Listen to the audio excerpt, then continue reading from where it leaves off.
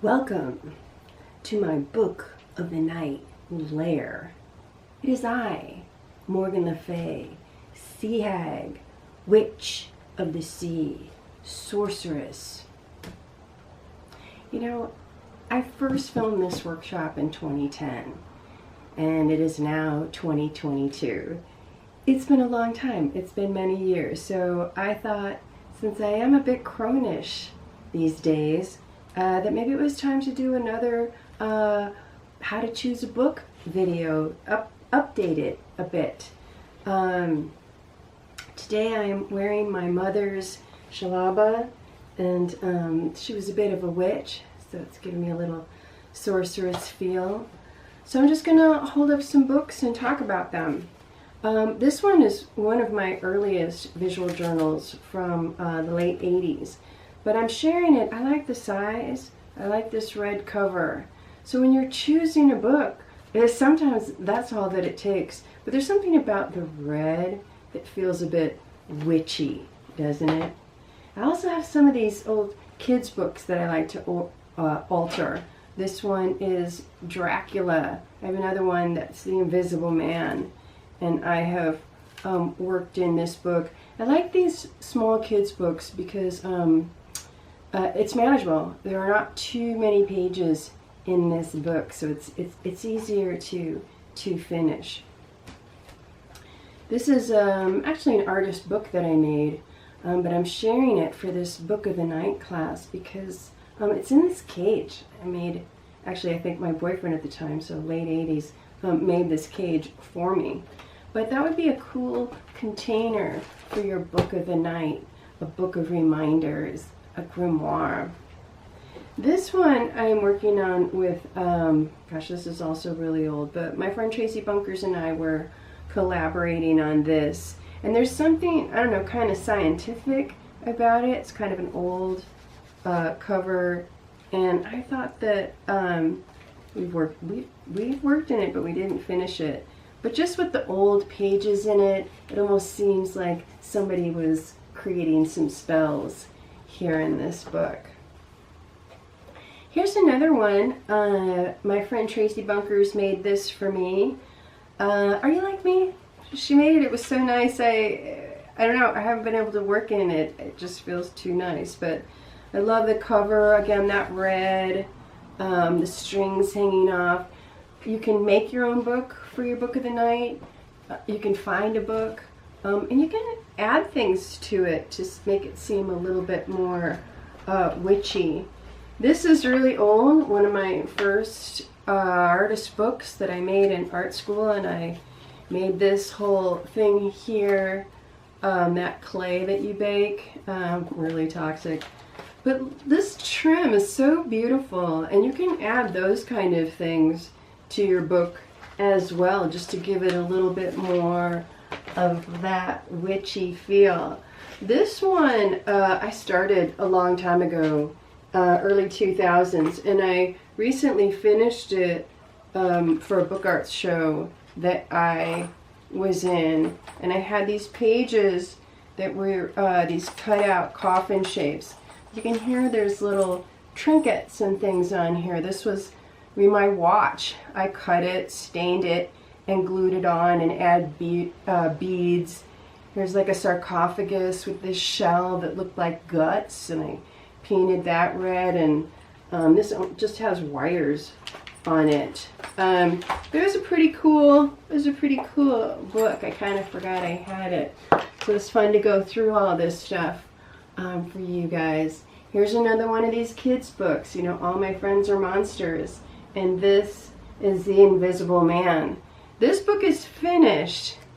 I finished this, you know, I think during COVID, just got a lot of things done. As you can see, you know, my witchiness kind of goes back and forth to my pirate. So that's what I'm thinking of doing this year for the Book of the Night, is the Sea Hag. So I'm kind of a witchy pirate. So I'm excited about that.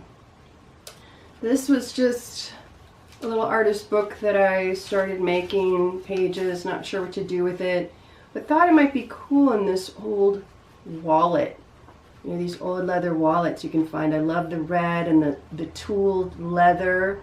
You know, so you could find those things. You could glue your book into leather, into a wallet like that.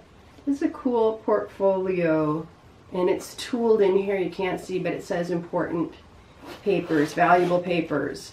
And this zippers, and this opens up like this. So you can create those in your own books. I don't know about a zipper, but maybe. But certainly something, things that fold out, things that, you know, tumble out, sleeves and envelopes to put your spells and your herbs into. This is an extraordinary book. I don't know if it's okay for me to share, but this is made by Jessica Herman Goodson. And this was part of a journal round robin that I was in, starting probably about 2009, 2010. And we all had the same books that are under here, but she took hers and completely rebound it with the leather. You know, so that's something you can do too. And you see all these beautiful charms hanging off. That's really, this book is so luscious. I love it. And the quality of the craftsmanship is amazing. I could never make a book like that, and I would never want to. It would be too hard.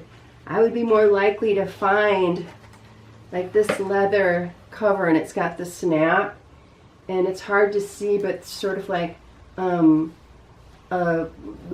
wind man blowing. So that's something I could even cut it and glue it to a book that I like. I just grabbed this book. It's the Smithsonian Scientific Series, and there's something, you know, the thickness of it, you know, it almost feels like a book of spells. And it's got these great illustrations, scientific illustrations in it. I'm not ready to alter this, but it is a great book, and it's heavy. I love this box, and this is something else you could do. You can find, you know, a box or a keepsake that your book can fit inside. And that kind of keeps it secret too. I don't know how it opens. I can't get it open. There we go. I got this out. This is really more of a scroll. And not even really a scroll, but it's something you put your pens in for sketching. But that's an idea as well, sort of a leather scroll with a charm on it. You know, just ideas. We're brainstorming. We're just brainstorming. Another cover, leather cover someone gave me. This one has a dragon on it and kind of this dragon button on it. That's cool. This is actually my very first official visual journal, and it seems kind of witchy, I think. I painted the cover gold. It's just kind of got tape as the title, this black. You know, the paint is just peeling off. There's something sort of old and magical about this book. This book was an old scrapbook from the 1940s, and the paper was really, really brittle. Oh, it looks like I've got it closed with a book bra. This is the book bra. But I put all these pieces of fabric and things that I got in India, like in 1999, and just covered the book and all that. So that's something you can do too, is just cover it in fabrics and scraps and jeweled pieces of something. This book is actually my sister's, and it's got kind of a fabric leather cover. It's spiral bound, which I never use. This has got things hanging off of it. Things are probably gonna fall, but it had black pages. So this is like a great grimoire, and it looks like maybe she even took this class with me, Book of the Night, maybe, oh, my witch class, maybe at Valley Ridge. That was a long time ago. That was a great class. So, and this is cool, you know, it's like landscape orientation, so it opens out really long and big. And there's something, you know, about that sort of big tome, you know, that we're opening it that feels really grimoire-ish. And I've got this paper here. Maybe I'll come back to it. I'll come back to it. So this is very cool. I found this paper. And you know, it's almost like, it looks like leather, the way that it's kind of like wrinkled up and painted. But you could do that with paper, with tissue paper, and wrinkle it up and glue it down with a matte medium and then stain it to make it look old and weathered, you know, belonging to a crone most likely. Okay, so we'll move these books. And this was a gift that Tracy Bunkers made for me. I love this little book. I think for my 40th birthday, I had a like a funeral. Anyways, it was really a great party, and all my friends sent me cards that were sympathy cards. You know, people who really get me, know me, love me. So this was a book, you know, that she made, you know, sorry for your loss. It's so beautiful. But these kind of images and elements really, you know, could go in our book of the night. And, you know, where would we witches be without Harry Potter? So a friend gave me this Harry Potter Travel Magic, Artifacts from the Wizarding World. And this could make a cool book. It would be hard, but it would be really fun. You know, you could decorate all these things that are in here. You know, this opens up. There's little, all kinds of stuff. You know, there's so many cool, fun things. And I have, you know, some Harry Potter maps, the Marauders map that would be cool to alter. Someone gave me this. It looks like a book, and this would be really cool, grimoire, but it's a box. And there were some magical things in here that she had given me, so this was a beautiful gift. And I also have a nice collection of like King Arthur and the Knights of the Round Table illustrated books for young adults, for kids, for teens. They're beautiful. And something like this, like medieval kind of books or Arthurian legend kind of things where, you know, it's a world that you know, thought of fairies and magic and witches and sorceresses as part of every day. I had a party in 2000, actually I don't know when this was, the year's not on here, for my dad, and he came out and we had a Return of the King party, so it had to be after Lord of the Rings movie. And then this was a book that I altered and decorated and made for him and put in photographs from the party and stuff. All my friends dressed like witches and jesters and other medieval folk. You can see them all here. We took pictures. It was really one of my favorite all-time parties. That was really fun. Just another Arthurian Legends book. And you know, there's these old kids books are so beautifully detailed, and the covers are nice. The paper is nice. I love working in them. Oh yeah, see, here's another one. I just collect them. You know, I find them at library sales, book sales, you know, eBay now. You can find them everywhere. This is a book that I'm working in now, and I have been since 2005. And it's a decorating book from the 40s. But I think this, you know, this paper, kind of like acorns and oak leaves, and this dark trim here, this feels like a grimoire. So I am actually going to work on this in the class this time. Okay, this book, this is super cool. Too nice for me to work in. But you guys who are talented, you could make this. My friend Lee Lewalski, you can look her up on Instagram, Mail Art Society. She made this for me. Am I lucky or what? But look inside, and I think that, you know, the end papers are beautiful. You know, there's little labels in here. And she took old books and re-put them in and stitched in the pages. So it's sort of a pirate, it is a pirate book. But this could easily be a grimoire. And no, I'm not going to work on this in this page. It's sort of like in this class. It's too, I'm not ready. It's too beautiful. It's just right now, it sits on a shelf, but this is extraordinary. I love that. I have these, I have a bunch of pirate books like this You know, it had like a closure here, and there's sort of, you know, like pop-up kind of books, interactive. You know, you take the things out of the envelopes, you know, just pockets and things. But if you, you know, there's probably some witchy books that you could alter, but you could even alter one of these, instead of a pirate, just make it a sorceress. That would be easy enough to do. I'm not going to show this, but someone made this for me, sort of this witchy thing. It's too delicate, but you can kind of see the tassels. It's remarkable. I have had beautiful friends over the years who have made me such lovely things. This obviously needs to be dusted, and it's this beautiful leather cover, beautiful paper, deckled edge. You can see how much I work in it. Part of it is because with this stick, even though that's beautiful, you know, it's really hard to keep that cover down and back, and you know, it's very hard to work in, so I don't. You also want to think about that too when you're working, is, you know, is it going to stay open relatively? Will it lay flat relatively? Sometimes it's good to have a book that you struggle with. Our book is a metaphor for what we're going through, so maybe that's a good thing. But if it's too hard, you know, we're not going to work in it.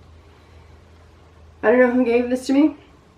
Beautiful with this key on it, this leather cover opening up, this beautiful paper. Yeah, you see how much I work in here? Although this would be, maybe this would be really good for this class. Now I'm finding so many books, maybe I'll work in them, I don't know.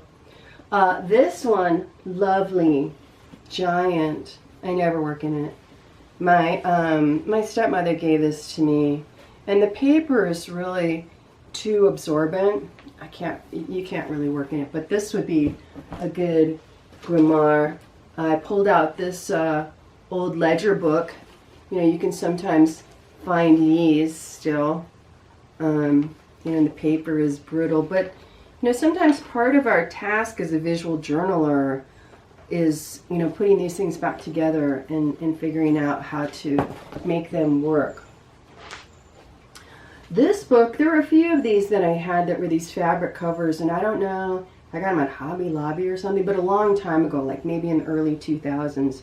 And I pulled this one out because it's sort of this velvet and beads. You know, it's really beautiful. And I also like that, that's not the top, it's the square.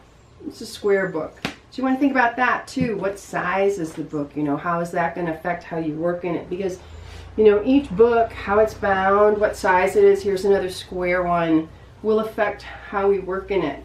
So this one has kind of these thick covers, and it has this craft, you can't see it anymore because I've covered over everything, but it had this craft brown paper, which I think would be great for this class too, because it has maybe an old manuscript paper type feel. You know, we're kind of thinking about that, how to alter things to have that olden days feel. And I pulled this out. This is just another box or container. You know, have Grimoire will travel. You know, maybe your book of the night needs to go with you, and it needs a great little case to be able to take it. This one, I think, I don't know if it's the same as my sister's, but I happen to have one of these too, and I've never used it. I think that's enough. I think you get the idea. You're looking for a book for your book of the night. And even though we're going to be working on dark pages, you don't need to prep your book in advance. You don't need to make your pages dark. You don't need to make your pages look like a grimoire. You don't need to, you know, collect paper like that and put it in, but you can. You know, you can hang jewels, I mean, crystals. You can do anything you want or nothing. I never decorate my covers, and part of that is I think, well, if I'm working in, I'm just gonna mess up that cover and maybe do that afterwards. But then when I'm done, I just want to move on. So you can do anything you want to make your book of reminders, your book of the night, your own. or nothing. I recommend you come to the online workshop with maybe at least 2 books, maybe even 3.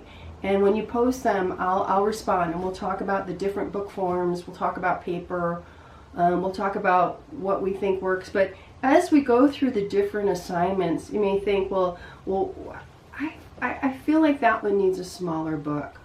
You know, I feel like that assignment needs to be more expansive. I need to go bigger. And in the class, we'll have different methods of creating the dark pages. I have a lot of different techniques that we'll do and go over that are really fun, and the different materials we'll try out to work on top of those dark pages. And yeah, thanks for joining me. It was really fun to catch up, to update on the books of the night and some of the new things that were added to my collection, and also things that I probably had back then but didn't even share.